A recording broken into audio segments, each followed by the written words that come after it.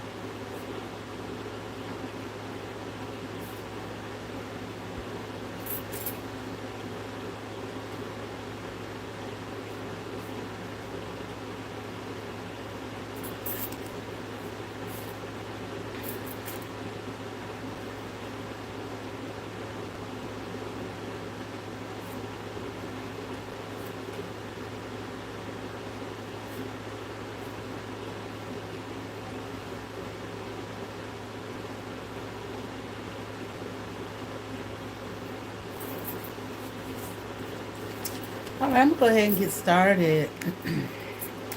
Good evening. It's 6 o'clock here, so we would say that's evening. Thank you for everyone.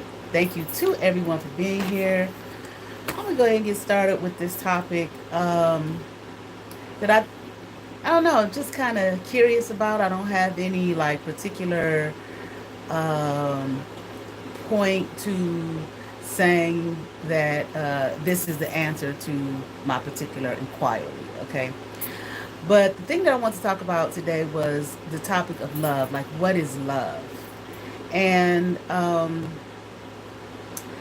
was a lady that I was watching on here. I've mentioned her before. I really like her channel. She did a video on it a long time ago. She's got one of those channels where you can just scroll through and just have a day just binge watching her shit. It was real good. And I did a two-part series on what is love, and she was talking about her particular experience where she was at the time with it concerning a particular person, and questioning it. So I made a comment that I always, now I can't say always, but I have wondered if it's just part of another program, in the system, or that people have been calling this matrix system. Okay, they'd be like, you call it a prison system, but we know it's a system. Okay, that we are part of. Um, Hence my one live I did, not the last live I did, because that's what I just been going live a lot, even with my readings, but about what is religion and how it's tied into culture, and basically it's saying that religion and culture is one and the same. Okay, so, and saying that religion and philosophy asks the same questions. Okay, but the answers, of course, are approached from a different perspective. All right, one from a what you would call a spiritual perspective, and the other more so, I guess you could say, from a perspective of the mental, the mind. All right, but nevertheless, so I was just thinking. I told her, I said I had been wondering if love is just a part of just another program, okay, in this system. Because you hear people talk about love and saying things like it's the highest vibration and yeah, love and light and et cetera, et cetera. I remember when I was younger, when I was growing up, and it could have just been in a community that I was in. I don't think so though, because I remember hearing it a lot in school. Um, Maybe even I used to watch a lot of television. Maybe even in watching TV programs. People always put. Now I'm a '70s baby. Okay, just so to give you some background about when I'm talking about. When I used to hear it a lot. People questioning. What is love? What is it? And I remember as a kid thinking that. In a way, I thought it was a silly question. Like, not that I had an answer. I was little. I was young. I don't want to say little necessarily, but I was young. So, but this was before my teenage years, and it was just like this was just this big question looming in the air, like what is love? And I remember people you say things about, people reduce love to almost nothing. Saying things like I love my car, I love my shoes. Loving material things. And in their mind at that time period, I just remember that this thought or this feeling that was reducing love to, you know, it was basically, it was just saying that people really don't know what love is, you know, when you say that I love material things. But, I still, at this age, I'm like, well, that's kind of silly too, because you can love your shoes, you can love material things. Um, But I think basically what they were trying to say was that there was not enough love. People didn't have love for one another over love for material things. But anyway, let me keep on going. So sometimes I look and I just wonder, like, what is, why would I say that it is possibly a part of, another program in this system? I want to call it like a system of puzzlement. Okay, this puzzle that we're in, this game that we're in. People say that life is a game. You just that, and I know like a lot older people used to say that a lot. Life is a game. You just have to know how to play it. And the older I get, and the more I experience, yeah, I agree. And I wonder sometimes if people who have said that, back in the day, if they really knew um, what they were saying. It is like it's a game. It's like it's a puzzle. Um, we talk about the matrix system, okay, and how to get out of it, or how to uh, never come back. When you talk about like Hinduism, for example, they talk about samsara, which is, that will of reincarnation constantly coming back over and over again, okay, until, you make it out. Which the problem with that is when you come back, you don't necessarily remember. Okay, you can do like past life regression, past life hypnotherapy, things of that nature. People can look into your Akashic records to help you, so on and so forth. But, a lot of times you really don't remember your past life, okay, which will give you, like I was saying before, that Sankofa. Yeah, I talk about it again, Sankofa, which will give you an understanding of where you are in your current life to help you and aid you to moving on out, to not, be plugged back in to this system. So, and with all that, I mean, it's tricky. It's a game, but it's real tricky. And then there's so many. Um, it's very intricate. The game, very detailed, very intricate. The smallest little things mean something. In the game. So many things are thrown at us that um, are parts of the game, or can give you clues, okay, on how to maneuver your way out of the system to not have to come back. But also with that, like they tell you, they say those that deceive, they have to tell you the truth as well. So, but the truth is can be disguised, you know, as okay, like a movie for example, or entertainment for example. Oh, it's just entertainment, okay? When the reality is no, it's not just, it's entertaining, but it's not just entertainment. It's not just some falsehood. There's a truth and everything. Okay. Um, so, you know, I think about that. Is it something that is, like I said, is it part of a program, another program within the system to keep people bound, you know, to the system, as opposed to uh, being freed from the system?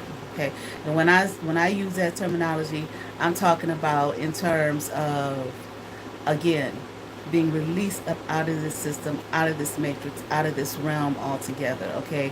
Going to the next phase, whatever that might be, which is some scary shit, because what is it? Now, religion will give you an answer and tell you that the next step is going to be maybe a paradise, a heaven, or a hell, or a purgatory, so on and so forth, okay? Then you know, we hear these things that, you know, those things, the heavens, the hells, the purgatories, all so on and so forth, is still a part of. That ain't it. You're not free. Then you're still a part of. It's still a part of this whole, I'll say, game, okay, or matrix. Okay, it's still under the umbrella of that. Okay, meaning that you would have to even get beyond those stages. All right. Okay.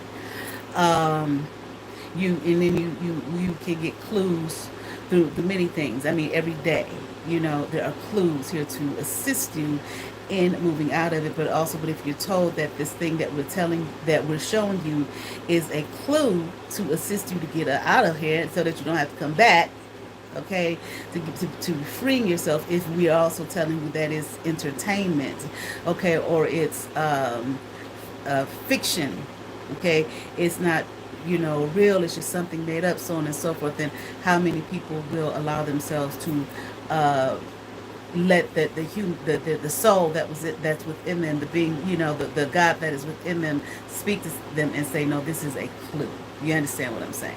Or allow maybe a person who maybe an angel unawares, maybe even a deity in some shape or form, or I don't know, okay, who may be able to, maybe like say somebody who can read birth charts, for example. I'll just use that for an example, okay?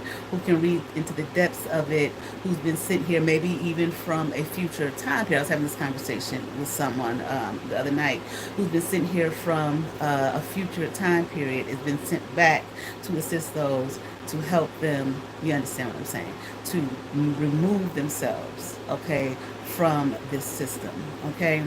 But if you also have been living in a culture where, oh, that's not real, that's suspicious, that's not how that works, and you know that scientists can't be proven, and blah blah blah, when even science itself tells you that the things that they come up with are hypotheses. Okay, they're hypotheses, or hypotheses, or how, whatever the plural word is for a hypothesis, okay, meaning that it's not exact either. They're telling you it's not 100% exact. You really don't know. Or you have the terminology of people, doctors and whatnot, are practicing medicine, that they're telling you right then when they use those words, that it's not 1,000, when it's not 100%. We don't know. We don't know exact, okay, but so there's constant suspicion being thrown at people, okay, from their conception on, okay, because you know when you conceive in your mother's womb or whatever, you have whatever's in the mother, that's in her DNA, so forth. It's of course it's in that egg and in the sperm of that the male there, the father there, which forms your being, okay, all of that. So this is what I mean when I say, and that's just a tiny part. All of that I just said right there, that's just a tiny part. So once again, tiny part of the clues, the game. You understand what I'm saying? Is very intricate, very detailed, okay, and can be very challenging, okay.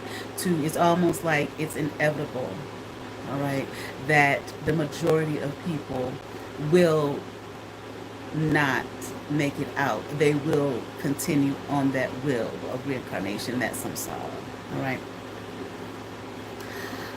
So back to this love thing. Okay. But I questioned, and when I told her I questioned that, she said that that's something that she had questioned as well. So I said, oh, good. I'm not the only person. I know I'm not. I couldn't be the only person questioning that. You know what I mean? Um, and I think a lot of times, too, now when we talk about the idea of love, we talk about it from a romantic viewpoint. Okay. Two souls or two people coming together, um, you know, in romance. Okay, I want to say love, but romance. Okay, so I wondered. I said, with people questioning it the way that they did, I used to hear it all the time when I was younger. Questioning, what is love? What is love? What is love? Oh, it seemed like all the time, everywhere I went, I would hear it. Whether it might have been in church or school, like I said. Okay, maybe some show I had happened to be watching on television. Okay, or whatever the case. Like I remember thinking as a young person, like this is a big question for people. But I also kind of felt like, you know what I mean, like, but there's got to be there's a simple answer, isn't there? You know what I'm saying? What is it? And even when I heard people questioning, I don't remember thinking to myself, well, this is what it is. Having an idea in my mind of this is what it is. I don't remember that. Okay. I do remember it being a question, but again, once again, I thought that it was kind of a silly question. I just didn't understand. Yeah, I'm a kid, a child, a young person listening to adults everywhere questioning what is love. Was like, well, I kind of felt like, well, why don't people know? Okay, because another part of me was thinking, why don't people know? Because people are driven by it. Okay. We hear it all the time. We say it to each other all the time. I love you. Mommy to the children, and the man to the woman to the man, the love situations. Okay, I'm not excluding the LGBT community, but understand the time period I'm talking about. Okay, when that wasn't as people weren't as open and free with that at that period of time, but it don't matter. Okay, just period. All right. So I do remember thinking that in the back of my mind too. Well, why are people saying it to one another if they don't know what it is? And why is it such a mystery? Okay. Why is love such a mystery? All right. And I as I got older and began to have my own, well, I've always had my own life experiences since I've been here, but began to look at people and relationships and how people relate to one another, okay, and so on and so forth. It's like at at one point I began to wonder, is it even something that is real? Okay, or once again, is it just another program? Okay, that people are uh, giving way too much weight. Now I know that may sound like, damn, Kenyatta, what are you saying? Okay, now I mentioned this before. I've mentioned this a few times. Before I started my first YouTube channel was 2019. This is my second one. There was a man that I used to watch. I believe, yeah, on YouTube. I don't remember his name. I don't remember how I came across him. Back then, YouTube was so much better than it is now. Okay. Um, but this is a black man, and he talked about that he uh, had a lot of what do you call it? Abduction, alien abduction. He had been experiencing it ever since he was a child. And I mean, he went into great detail with the stories of his experiences. Very interesting. And he talked about how one time he was taken. I think I can't remember where it was, but he was taken somewhere. One of his abductions, and he said he was in a place where he said there was nothing but love there. Okay, it was just love. And he said at first it felt so, felt so good and all of that type of thing. He said, but then it became overwhelming. And it became overwhelming to the point where he said he felt like he had to just, flee, to run out of there. He said because it was so strong. It became so strong, it felt like he was going to die, like it would kill him. And I thought about it when I heard him say that. I thought about water. Okay, how water is very life giving, but water will also kill. You drink too much of it, you can throw off your electrolytes and whatnot. You can drown yourself by drinking too much of it. I've heard of those situations. Um, but it's life giving, and if you don't have any, you know, you dry up, and you experience dehydration and so on and so forth, and you can die, all right, from not having water. But also, um, you can drink too much of it and die, right? So I thought about water when he said that, and when as I was listening to him tell this story, I just remember just seeing the color like pink, not like a bright pink, like just a tad bit darker. Like I just pictured him wherever he was, where he said he felt nothing but love. It was just I just saw that color. Okay, that was what I saw. He didn't say that's what he saw. That's what I saw as I was listening to the story. Okay, in terms of love. But again, you know, if we are constantly questioning what it is, then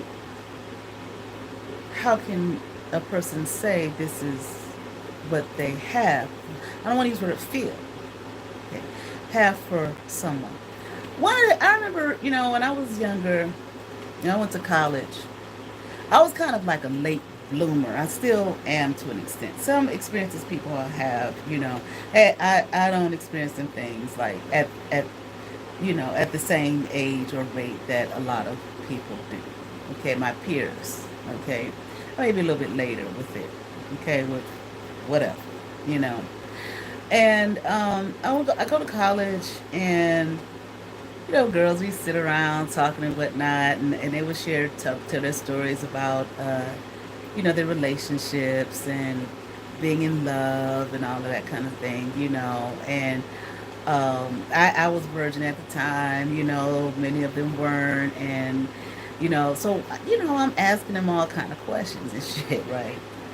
And I would be like, here's this love thing again. This is what I've been thinking to myself. Here's this love thing again. Now, when I say that, I grew up in a home where I was told, I love you. Okay. That was common in my household to say, I love you. Now me and my sibling, we didn't say it to each other. But I feel like for us, it was an unspoken that, you my sibling, you get on my nerve. I can't stand you. I don't like you, but you're my sibling. I love you. You understand what I'm saying? Like, and it didn't feel like an unspoken thing that was forced. Like, you my sibling, I have to love you. No, you're my sibling. So between me and him, that was not something that was said to one another. I don't know, maybe when we got older at some point and call ourselves being adults, we might have said it to each other, but definitely not when we were younger, okay? Um, sure, we did what siblings do. We argued, we fought, we played with one another. We talked to one another. We laughed with one another. We shared with one another. You know what I'm saying? Again, we fought too. I don't like you sometimes, that type of thing, okay? But um, I feel there was also, as siblings do, there's a protective energy sometimes with your siblings as well. Okay, not all the time. I didn't experience that all the time. I feel like I was more that for him, but uh, he may say otherwise. He may say no, I was that for you, but I didn't feel that. Okay, but that doesn't mean it wasn't the case. But nevertheless, but as far as the woman who raised me, my caregiver, and it was just three of us in the home, but it didn't matter. Even my father, these were things that we said to one another. Okay, I feel like it was more so something that was said to him. I can't say that he did not experience that in his house. So I know he had like a kind of a rough upbringing, um, but because I lived in a home where that was something that was said, it went without. I mean, I can't say it went without saying. I mean, it's just this. Of course, you say this to your mother. Of course, you say mother says this to their children. It was not something that was questioned. Okay, like why would you? Of course, this is what people do. This is people. That's what was my thinking. That parents tell their children that they love them, and that children tell their parents that they love them. That's how I thought, because that's what I grew up with. Okay, so when I did see my father, of course I said it to him, because this is my father. I love my father. Okay, and he would express the same. I love you too. You understand what I'm saying? So, but at this, so that on that point, so I didn't come up in an environment where that wasn't said. I didn't come up in an environment where it didn't even appear as though it was acted out. Okay, because of course a lot of people say love is an action word. You know, okay, it's a verb. You understand what I'm saying? So I experienced that as well. I experienced quote unquote love in action. Okay.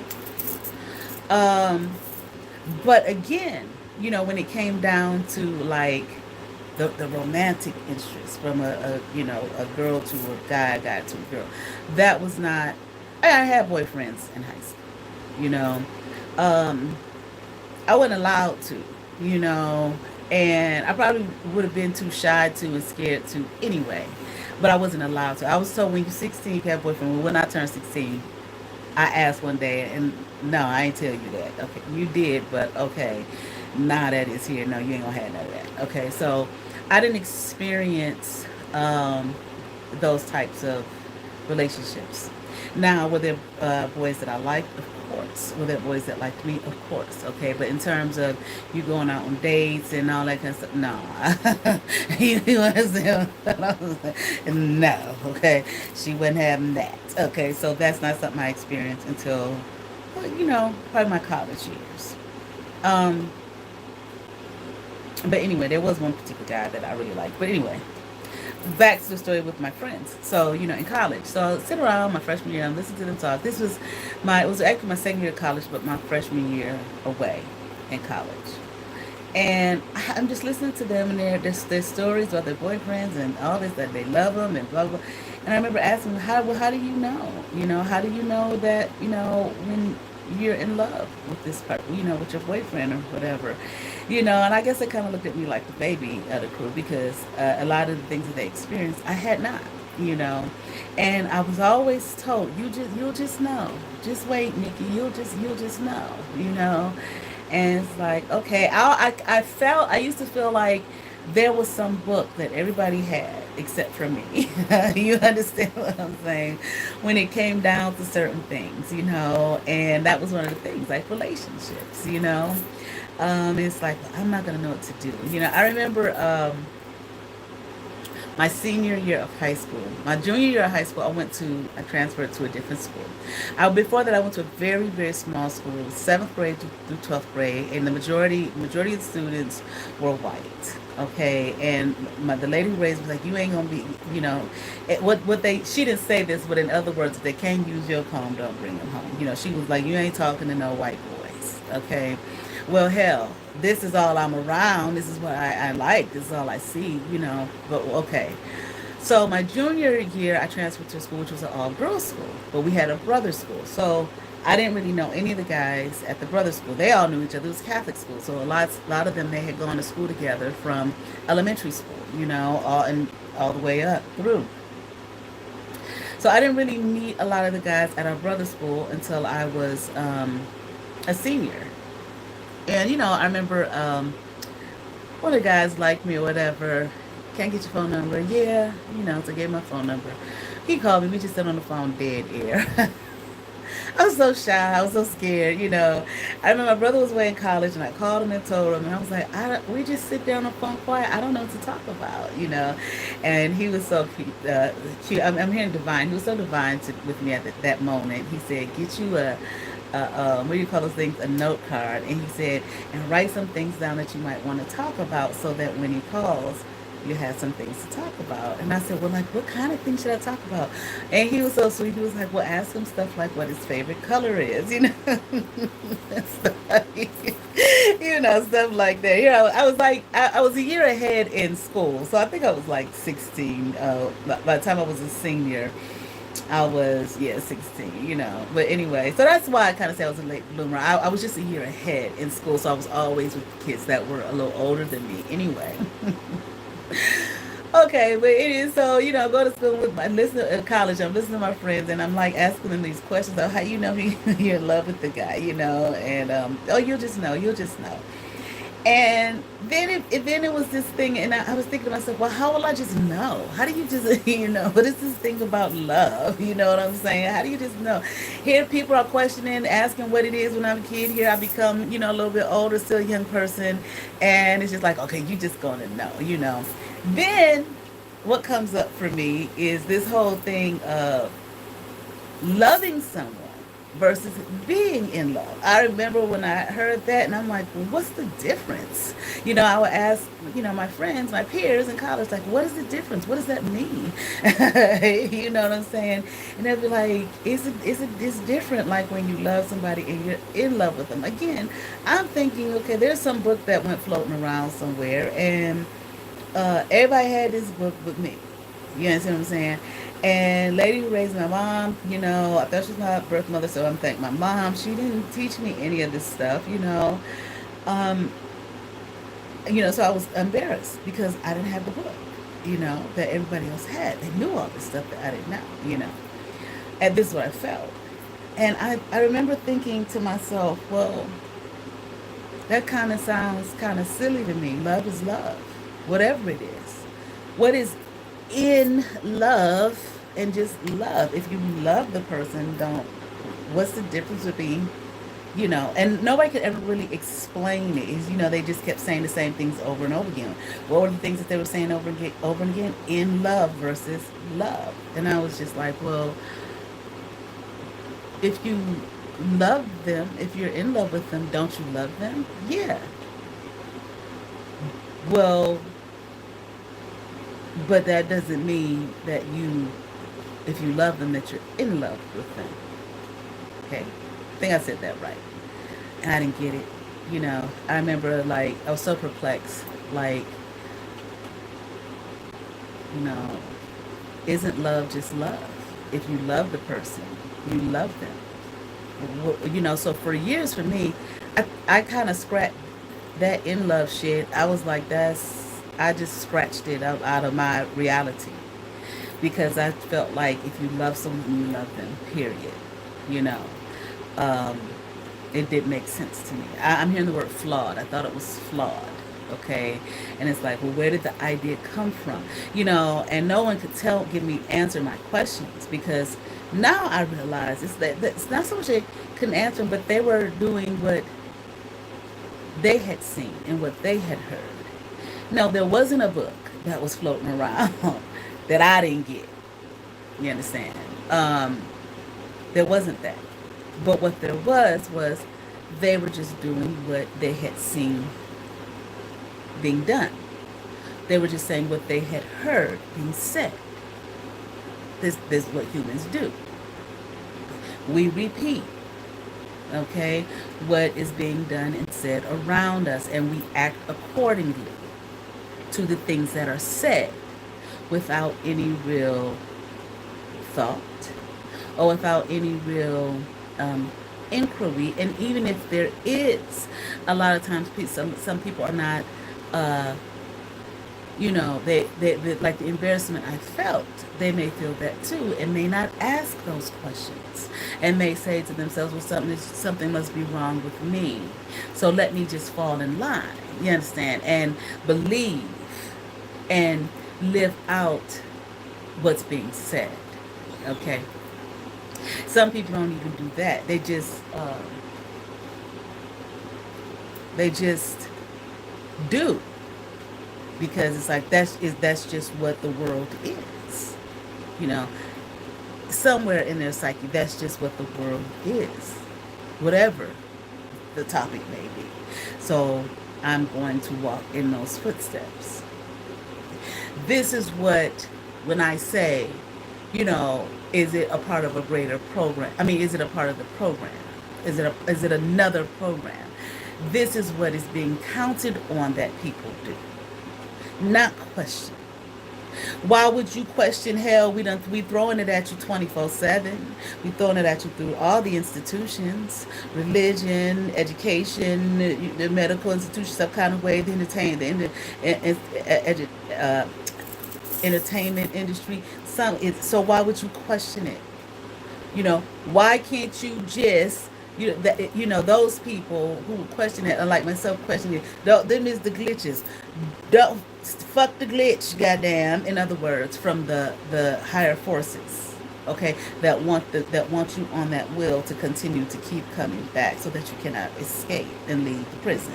Okay, why are you questioning it? Just do it. Just believe. Just know. Okay, but for me, no, I want to know, where the fuck did it come from? What book is it in? What is it based in? I, you know, this is how I was when I was younger. I did finally get to a place with a lot of things, and not just this love thing, but a lot of things. I did finally get to a place where I said, you know what? I've been having forces come at me all my fucking life. Okay, telling me I'm wrong. Something wrong with you. You don't know what you're talking about. Looking at me strange. She's strange. She crazy. She this, that, and the other. No, and I'm thinking. Well, I know that shit they saying about me isn't true. But okay, maybe I'm wrong. Let me just fall in fucking line. Okay, and still knowing that this is some bullshit. Okay, now for those of you who have an ear to hear, thank you. For the rest who don't, I'm sorry. Okay, I don't want my words twisted because that's what people do. But you're part of that system as well. They need people like you to twist people's words, who are going to question, who are going to be the fucking glitch. Now, let's get back here to this topic. So, of course, I didn't know nothing about no Matrix and shit when I was younger and all that kind of shit. I didn't. But at the same time, I knew something is off. Ain't love, just fucking love. But at the same time, motherfuckers is questioning it left and fucking right. And not only that, there doesn't seem to be a solid definition for it. But people are still saying it to one another, and out one side of their neck, but out the other side they're asking, the world is asking, but what is it? Right. So I remember when I was in, I stayed with the Hebrews for a couple of years, African Hebrew Israelites of Jerusalem, and I mean was the one of the founders, okay, and they had a definition for love.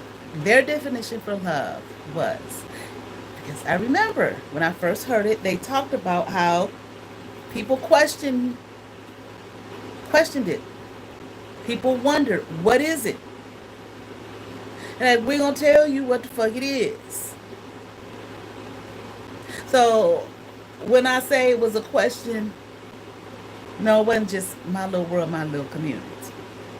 That where I heard people question it. And they said their definition, and I remember when I took the definition, I told the lady who raised me, I was so excited. I said, this is what they said love is. Now, I was good and grown at that point. Okay. I was good and grown. I've been vaping. I never was a big smoker. I smoked cigarettes. I never was a big smoker, but I haven't had a cigarette in about 2 weeks since I've been doing this. It's got a very small amount of nicotine in it. Like I said, God knows what the other chemicals in it are. Okay. But nevertheless, let's get back. So here I am in my, in my late 20s. And it was like a continuation. I took this definition to it. A continuation of some shit I remember from my my adolescent years. They said that the definition of love was doing what is good and right to and for someone, period, point blank. So And I shared it with her, and she said to me, that's the best definition of love I have ever heard. She said, that sounds perfect. That sounds right. So, in other words, yeah, people have been questioning this shit for a long time. What's the definition of it? We don't know. I mean, I'm sure there's something in Webster's. We'll look it up right now. Of course, we're going to Google. We don't have no, I don't have an old ass dictionary.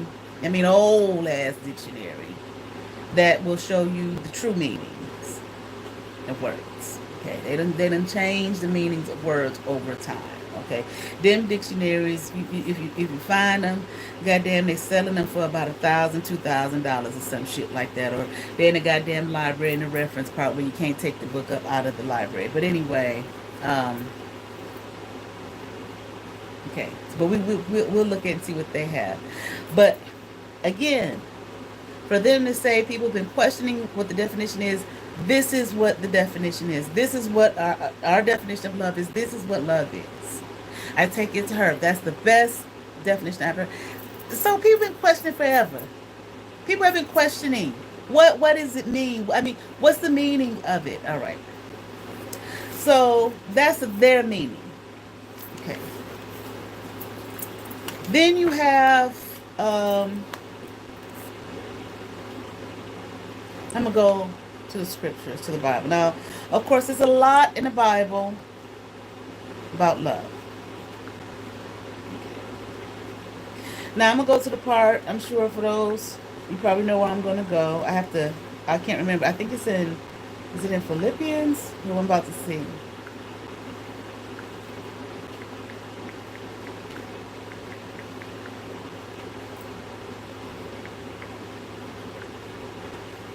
Corinthians, I'm sorry. 1 Corinthians. Okay? I'm going to read that. But when I was teaching comparative world religion, okay, we got to Christianity, we got to Jesus, the part about Jesus, who he was, and all that type of thing. They said, what was his message? It wasn't about, okay, well, it still flows in it, okay, but it was the message that they say that Jesus was teaching. And I have my textbook here right on my lap, so I'll probably take a look at it. Is what? Love. Period. Love. Even him dying on the cross. What's the scripture? John 3:16. What? For God so what? Loved the world. That etc. etc. etc. He gave his only begotten son. Okay. That whosoever believes in him shall not perish but have everlasting life. Love. Again, this was supposed to be an act of love. Okay, Jesus, what was he telling the people to do before he left up out of here? Let me look at my textbook real quick.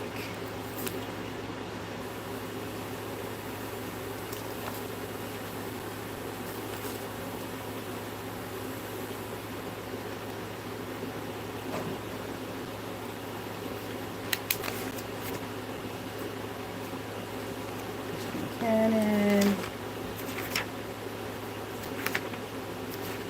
Gospels, New Testament.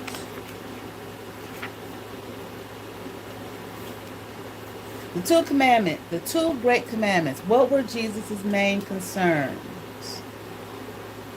His teaching called for the two great commandments, combined two strong elements: a love for God, and ethical kindness. And an ethical call for kindness towards others. An ethical kind, okay, again, back to what the Hebrews said. Doing what's good and right to enforce someone. Simple. Okay. But once again, what would an ethical call for kindness towards others take? Okay. What? Love. Okay. Ethical call for kindness. Being kind. Love.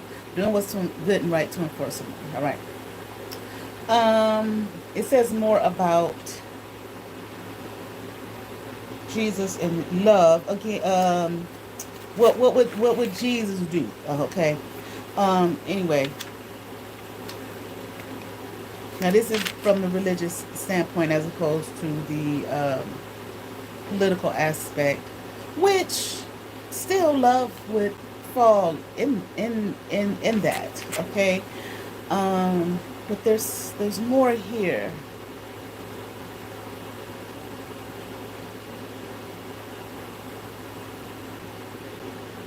Okay, here it is. Perhaps Jesus' most impressive characteristic was his emphasis on what? Universal love. Okay. Not just love for the members of one's own family, ethnic group, or religion, but universal love. He preached love, once again, in many forms, but yet love. Okay. Here's some of the forms: compassion, tolerance, forgiveness, acceptance, helpfulness, generosity, gratitude. Okay. It talks about the forgiveness.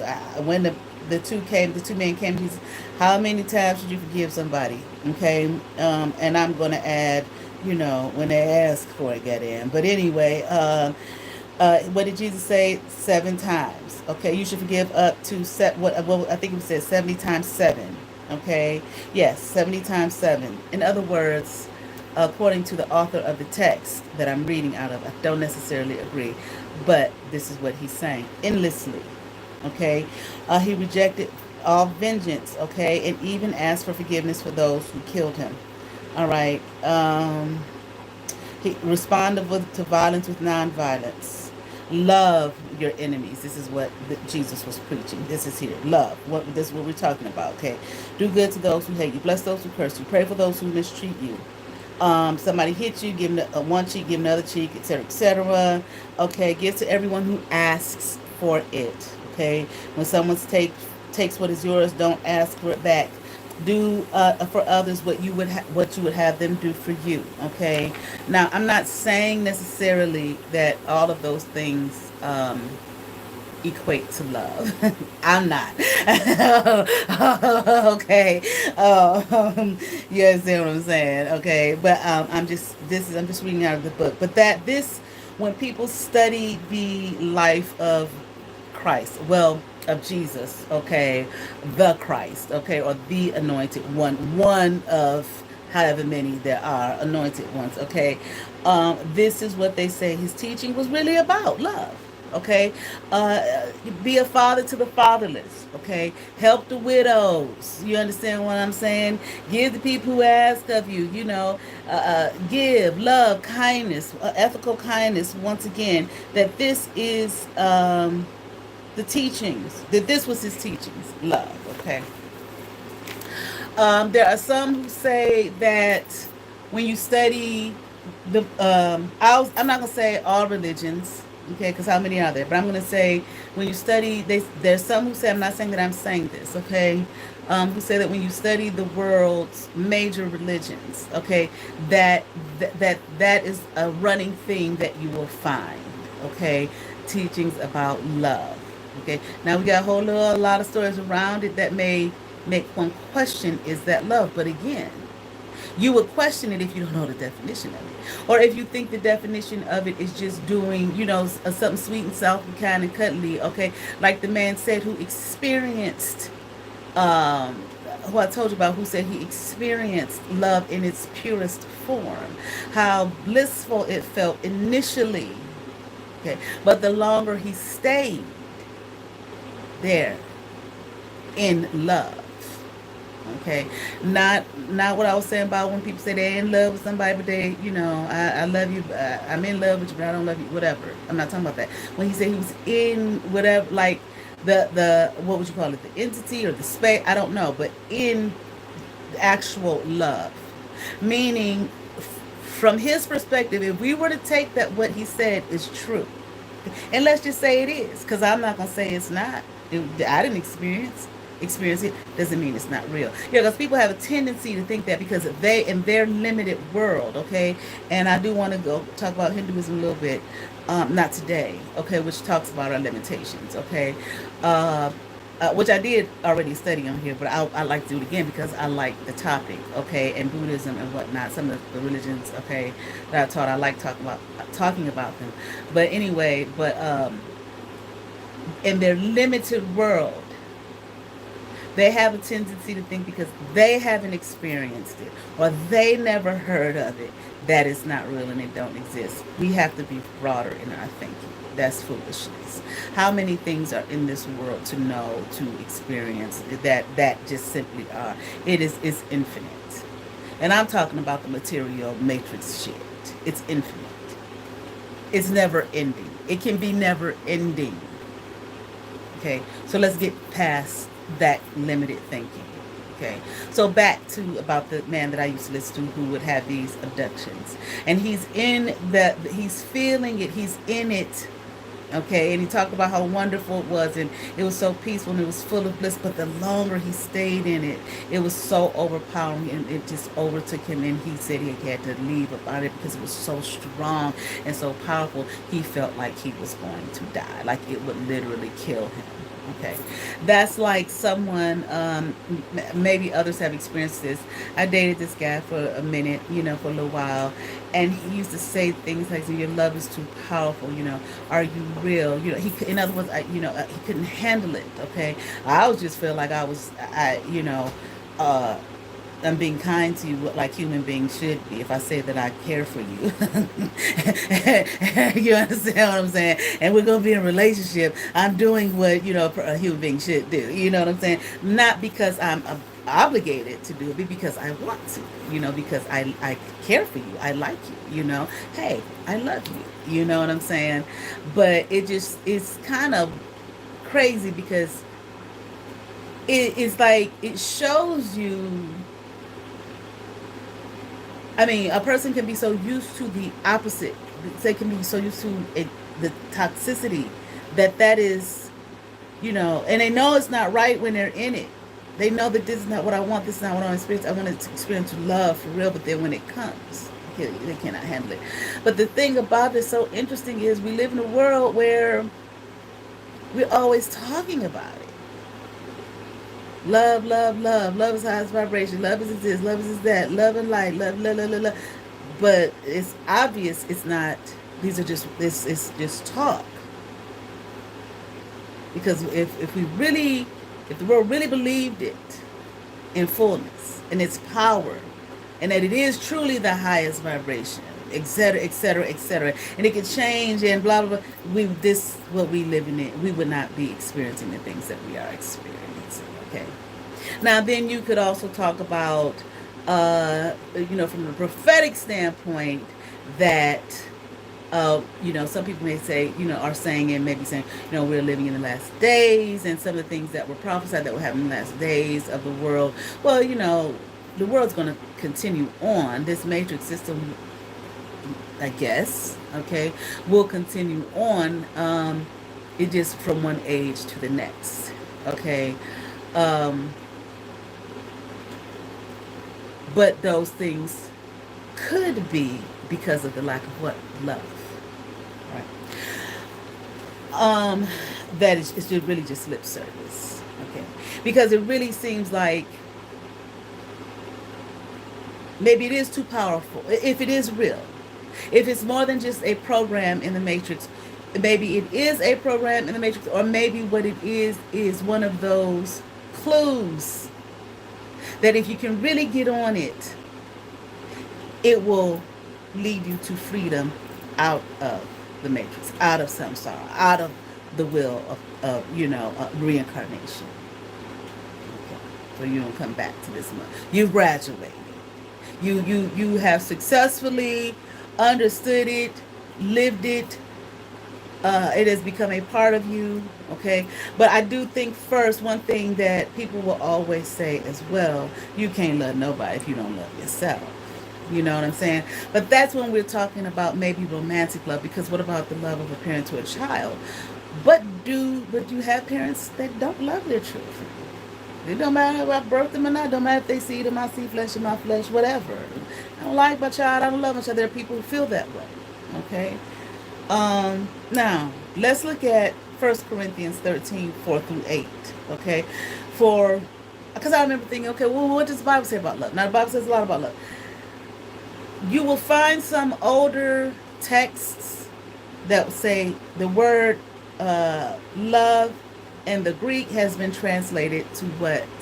Charity.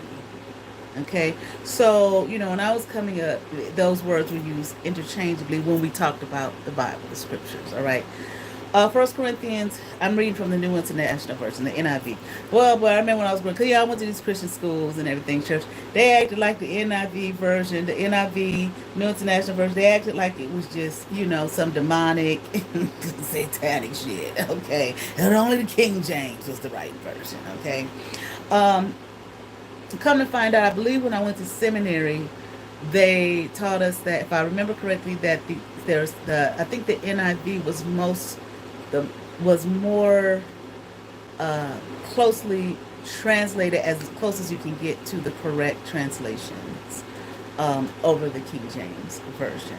Okay, because of course you can't translate from one language to another perfectly. It doesn't. You have transliteration, but you cannot do that. Okay. All right. Let's just read what it says here. Okay. Love is patient. Okay, this is telling us what love is, right? It says love is. What is it? Got it. Love is patient. Love is kind. It does not envy. It does not boast. It is not proud. It does not dishonor others. It is not self-seeking. It is not easily angered. It keeps no record of wrongs. Love does not delight in evil, but rejoices with the truth. It always protects, always trusts, always hopes, always perseveres. Love never fails. But where there are prophecies, they will cease.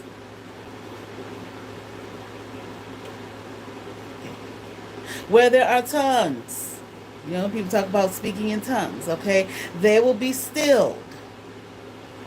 Where there is knowledge, okay, it will pass away. Wait a minute.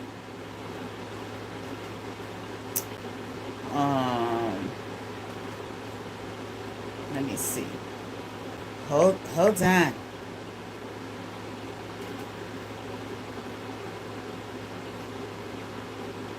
It's not giving me. Wait a minute.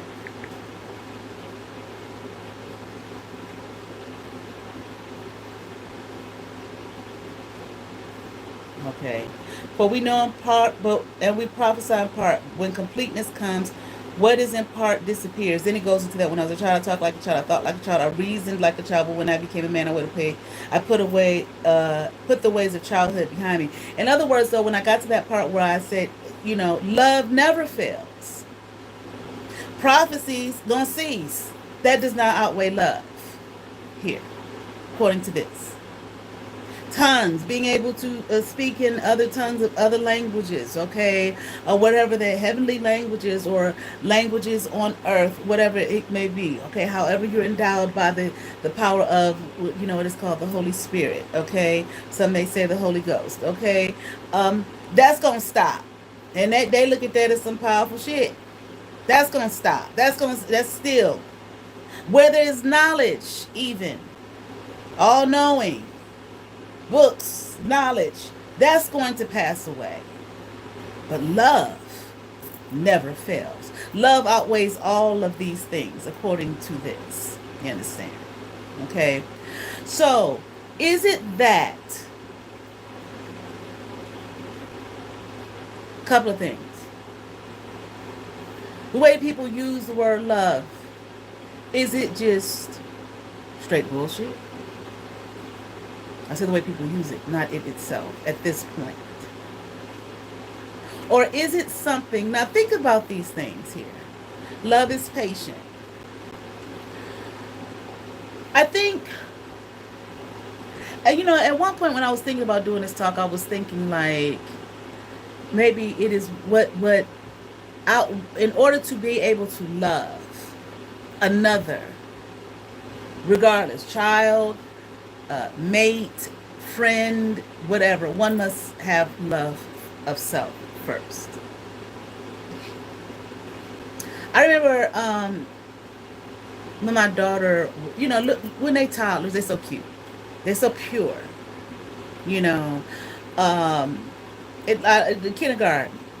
When I work with kindergarten, sometimes I don't like it because I'm always on my feet, constant. I mean, you got a room full of like 20-something kindergartners, my God.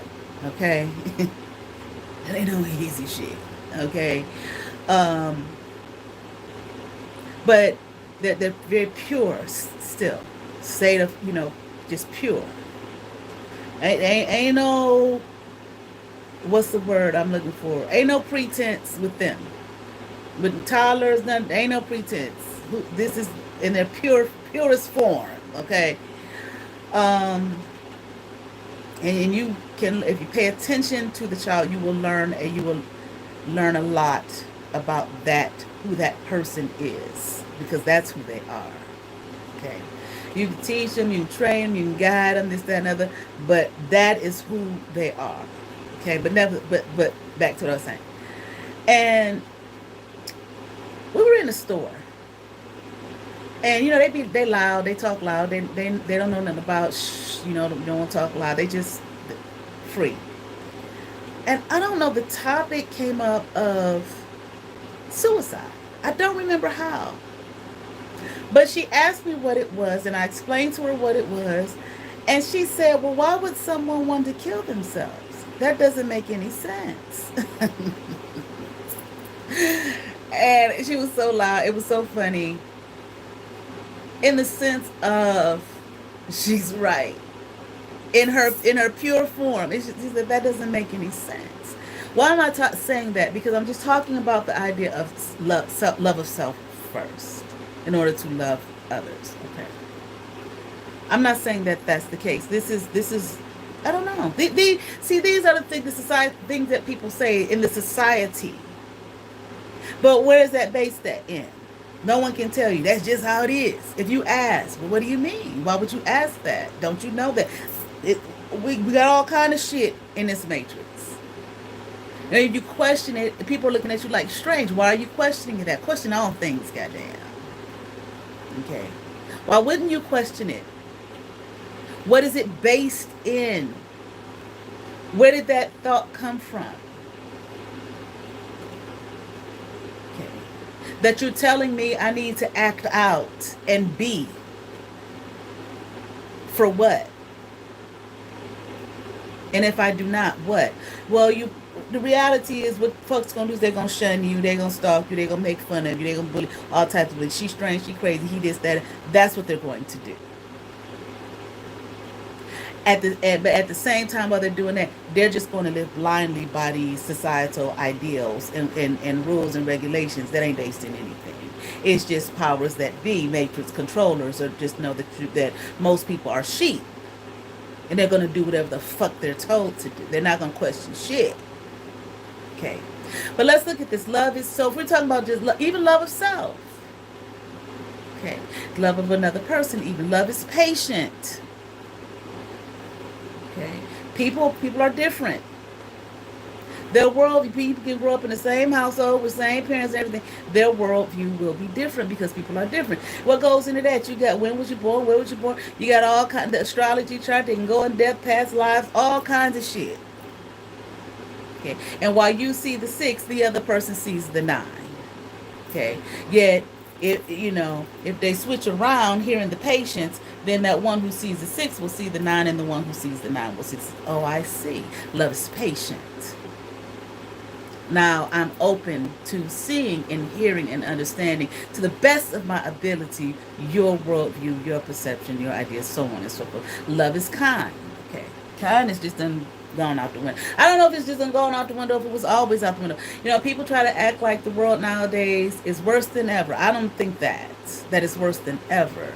I do think sometimes when you read these ancient texts and stories like in the Bible and shit, which came from, a lot of those stories came from texts that were much older than the Bible itself. Okay, stolen, some people say, taken, borrowed, whatever what you want to call it.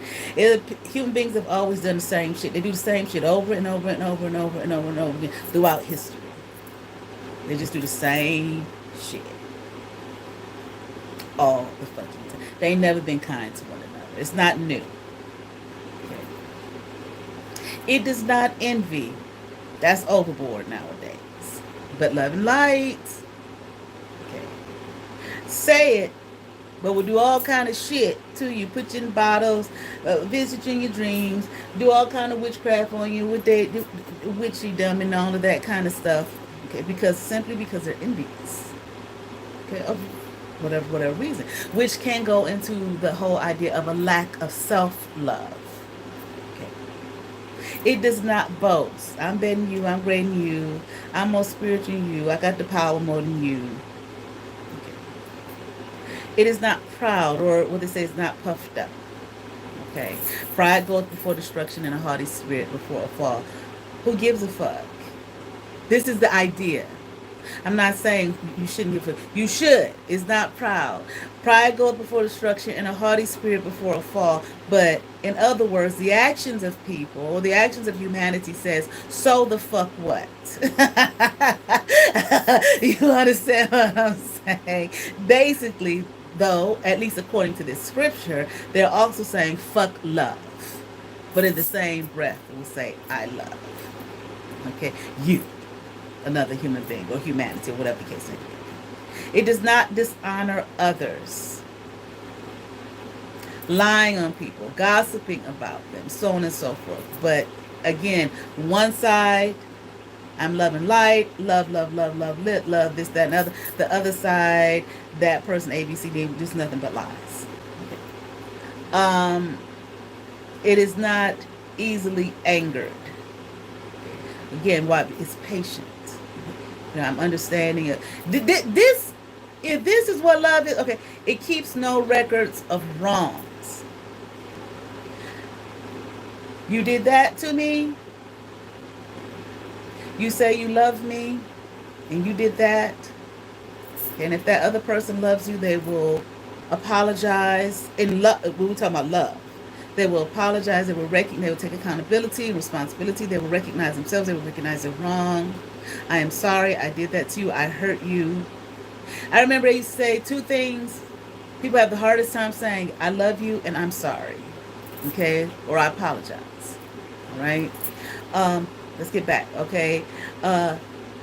They apologize to you, and you love them, you're patient with them, you're long suffering with that person. Okay, this can even go to self now. Okay, or about yourself, forgiving yourself. Okay, there's forgiveness, and then what?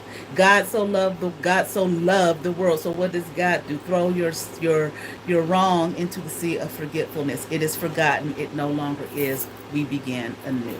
All right. Love. I'm telling you. We're just going over this definitions. Okay, love does not delight in evil, but rejoices in the truth. Okay, that, I mean, I don't have to go into no explanation. It always protects, always trusts, always hopes, always perseveres. Love never fails. If this is a true definition of love, based upon what we understand and see about humanity, not just in this time period, but historically. And this is it's not just if this is the true definition, they don't have to, they didn't, hell no, it ain't no fucking program in the Matrix. Because the reality is, how many human beings are able to and will be able to do this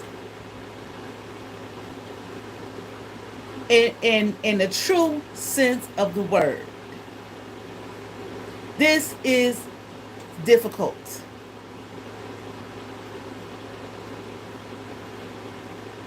This. Now a person may be able to do that with my children, okay, but you may not be able to do, I don't know. It's just like when you look at that, these things, envy is powerful. It has controlled the minds of humanity. It's damn sure with social fucking media and fucking pictures. People looking at pictures and thinking that what they see in some goddamn picture, they can read a whole person's whole world realm and whatnot. They got this, they got who they think they is. And become envious. Kindness.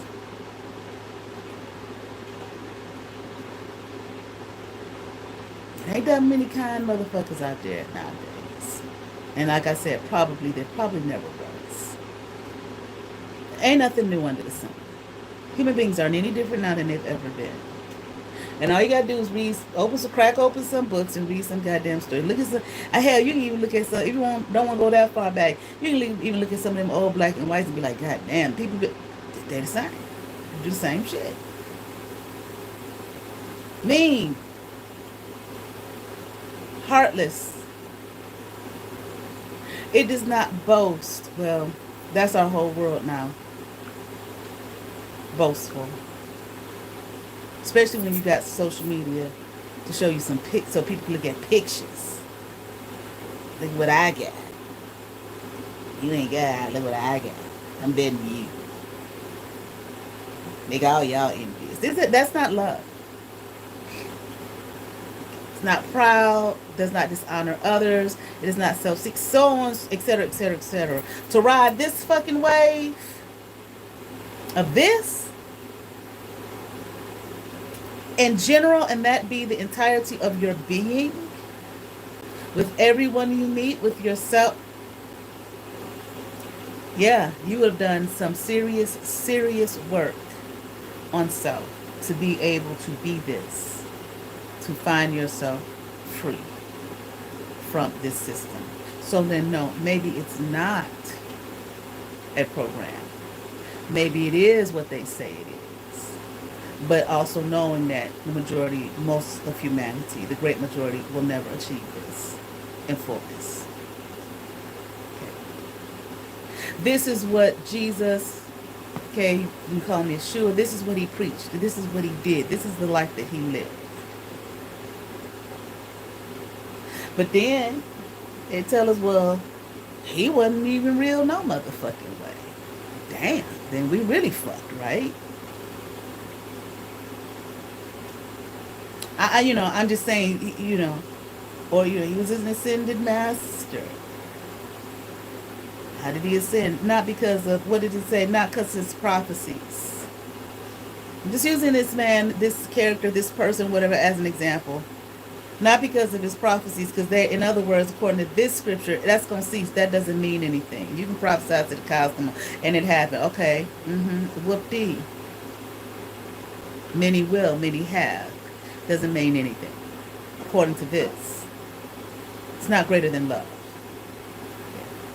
Tongues, speaking other languages, so in the power of the tongues, the power of the Holy Spirit. Okay, that's going to stop too. Okay, you did that. Okay. Knowledge. You know all that? Oh, wow. And, okay, because that's going to pass away as well.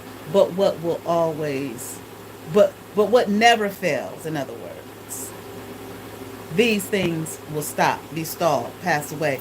But what never fails, love. Now,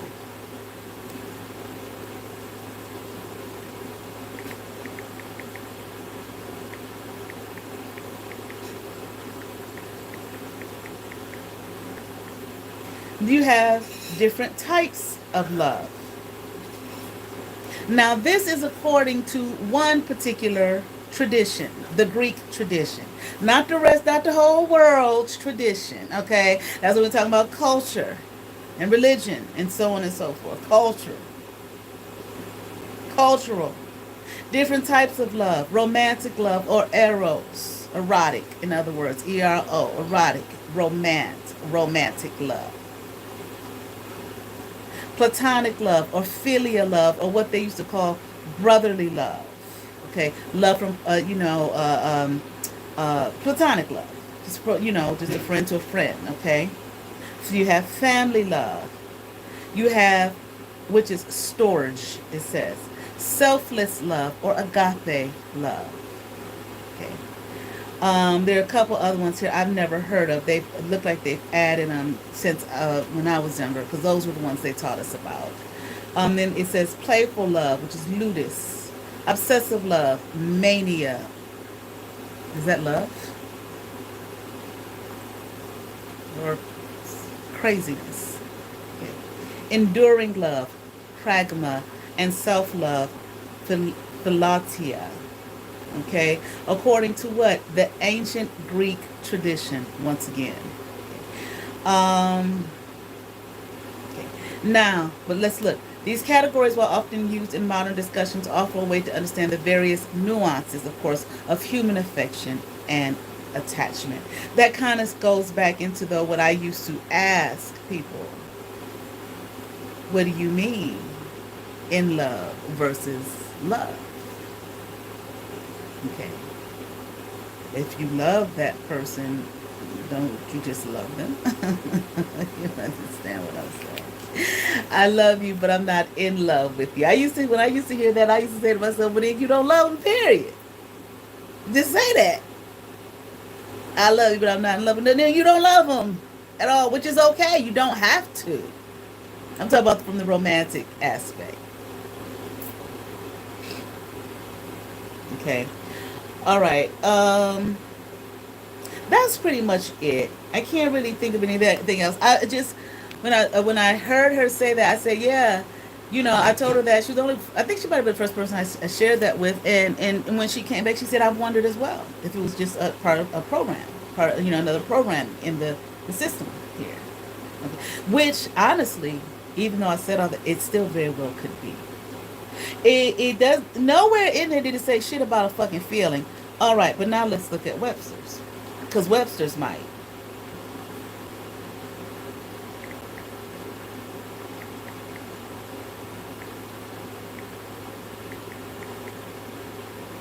There it is, Webster's. Okay. Even when I would do my teaching on religion, I taught Introduction to Religious Studies. Do you think Introduction to Religious Studies? So we had to talk about the Introduction to Religion. What is religion? Ain't no way in hell I use Webster's dictionary to give us the definition of what religion is. Wrong, absolutely 1000% wrong. But that's for the lay person, the Webster's dictionary. That's not for those that who go into the study of that topic here, okay? But for example, love. Here it is. An intense feeling of deep affection, a great interest and pleasure in something. So a person can say, I'm not in love with you anymore. And I came to understand, okay, so when you talk about in love, you're talking about what you feel. What you physically feel. Not what is. When we look at the definition from the Hebrew perspective, as well as from the Christian tradition in the New Testament and 1 Corinthians, what love is, they ain't say shit about no fucking feeling. Feelings come and go. So that's what you mean when you say, hey, you're not in love with them, or you're in love. It's based off of a feeling that you're having. Okay, well, that shit comes and goes. Okay, I want to say, can love come and go? According to that scripture, love never fails. Okay, but also, what I want to say, I can't remember who I heard this from, because it was a really real long time ago. I was in my 20s, and they were saying, I don't know if I was at a lecture on campus or something like that, but they were talking about love, and they were talking about the Greek and all these different types of love, and they were saying no, they were saying that's Greek tradition, that's Greek culture, which is what Western culture is based in. Okay, but the reality is love is just love, period. It may be expressed, how you express something with your husband, wife, mate, and you ain't gonna express that way with your child. Hopefully, there are people out here who are doing that. We know that. Okay. You understand what I'm saying? All right, or with your mother, your father, but Okay. So I just thought it was interesting topic. To question it. People have been questioning it. What is it exactly? Why are we saying we have this, but the actions don't show it?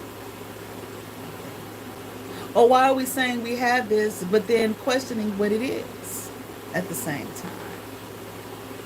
What they say, the opposite of love, we used to think, growing up, The opposite of love was hate. And I remember thinking to myself one day when I was younger, no, the opposite of love is not hate. That doesn't make any sense. The opposite of love is fear. And of course, I began to hear it, okay, over the internet and whatnot, okay. One thing, what's the script? I'm finding.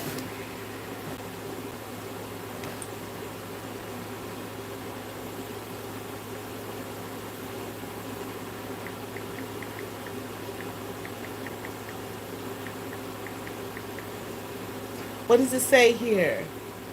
1 John 4:18. It says, "There is no love in fear. Perfect love casts out fear." um, love casts, not just just love, this false love, or the idea of love that simply isn't, but perfect love. What is perfect love? I would gather that it would be that love is patient, love is kind, etc., etc., etc. Okay, there is no fear in love. What does it say? Let me read the whole thing. There is no fear in love. Perfect love casts out fear, for fear has to do with punishment, and whoever fears has not been perfected in love. If you are living in fear, once again, even self-love, either you're living in fear, there's no love there. And it also says this. What else does it say?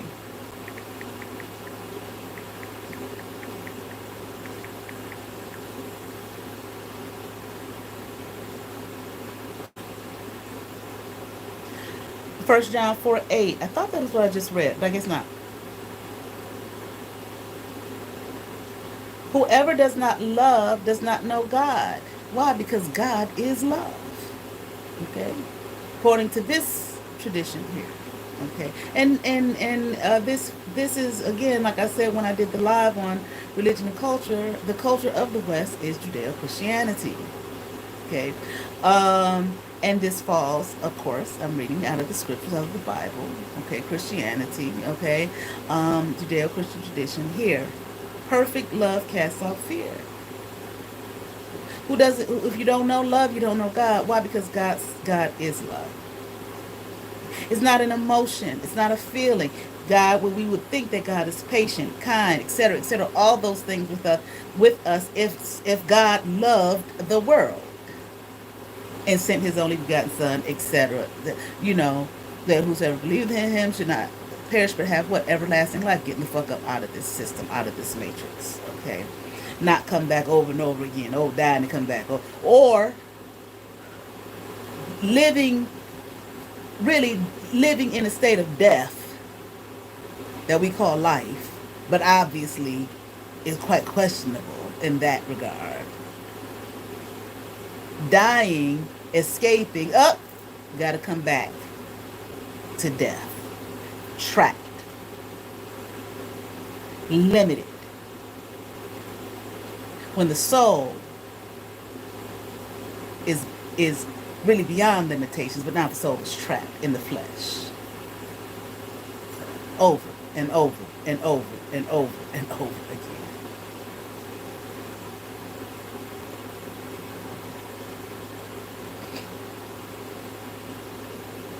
Now,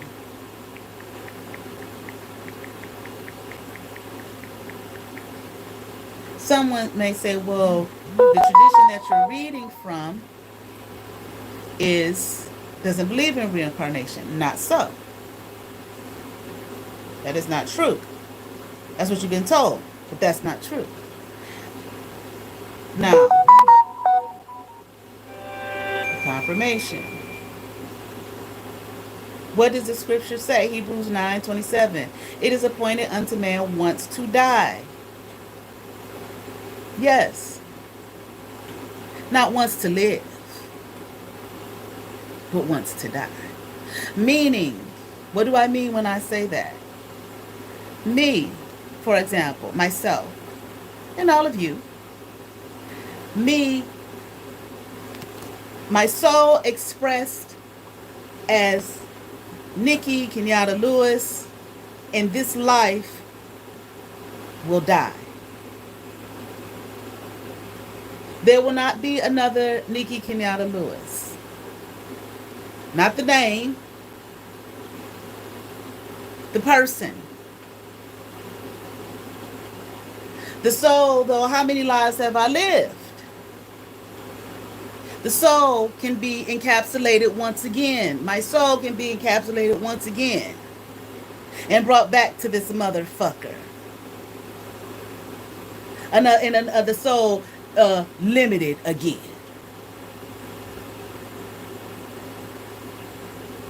Okay. But also, they said when they didn't they ask Jesus, hold on.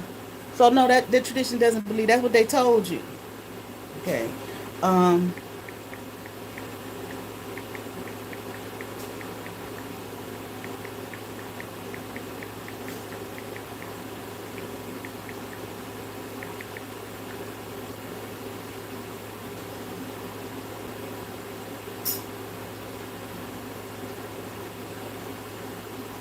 Then they say, see if it.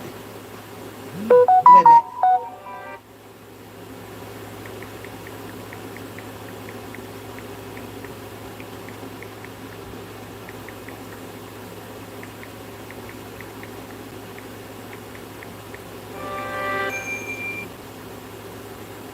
Yes, the New Testament identifies John the Baptist as who? Elijah, the prophet Elijah, who is to come, or as having come in the spirit and the power of Elijah. I know. They said, no, that mean that he was like him. That what they mean. No. Wake up.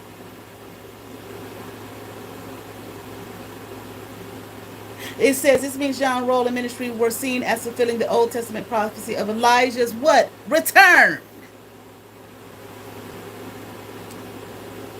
So no, yes, that tradition believes in reincarnation. I don't give a fuck what they told you in some old silly church,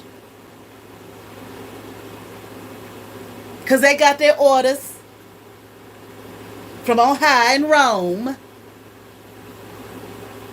and they got to obey them secret society rules that they're part of.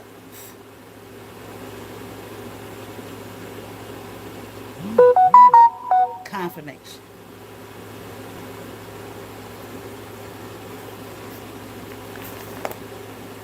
All right. So, it very well may be a program, but it may not be, and it would be easy for it not to be because, in other words, those powers on high looking at the human beings and sheep like you motherfuckers ain't gonna be able to accomplish that no motherfucking way, meaning your ass gonna come right back to this motherfucker over and over and over again, because that's some powerful shit, if that's what love is. All right. All right. That's all I got. I am about to cook. My daughter in there washing them dishes. I'm about to cook my famous spaghetti. I ain't gonna tell you the recipe, but when they have it, they loves it. All right. All right. Anyway, I finally got an air conditioner, honey. And nice and cool. And maybe tonight I'll come back with some readings. I watched that movie today, Straw. Tyler Perry trips me out, okay? And when she was on the, well, I don't want to do no spoilers, okay? Well, spoiler alert, goddamn. If you haven't watched it and you don't want no spoilers, then click off. But of course, I was trying not to cry when she was on the phone telling the story. But I mean, I do have some criticisms about it, and I don't want to go into that right now. But no, because I don't really, keep up with shit, watching that the next new show and movie and all that shit that come on or whatever. Okay, but I had some friends over yesterday and they were telling me about it, and I said, okay, well, let me check this out, okay? But anyway, that's the end of that. You all have a wonderful evening. Have favor. Peace.